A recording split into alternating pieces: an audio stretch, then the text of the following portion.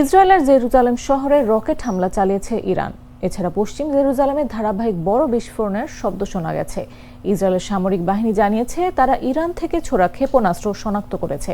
এক বিবৃতিতে ইসরায়েলের সেনাবাহিনী জানিয়েছে কিছুক্ষণ আগে ইরান থেকে ইসরায়েলের ভূখণ্ডের দিকে ক্ষেপণাস্ত্র ছোড়া শনাক্ত করা হয়েছে। হুমকি রোধে প্রতিরক্ষামূলক ব্যবস্থা নেওয়া হচ্ছে। কাতার ভিত্তিক সংবাদ মাধ্যম আল জাজিরার একজন সংবাদদাতা জানিয়েছেন একটি ইরানি রকেট সরাসরি জেরুজালেম শহরে আঘাত এনেছে। এই অবস্থায় জনগণকে শেল্টারে বা আশ্রয় থাকার অনুরোধ জানিয়েছে ইসরায়েলি সেনাবাহিনী।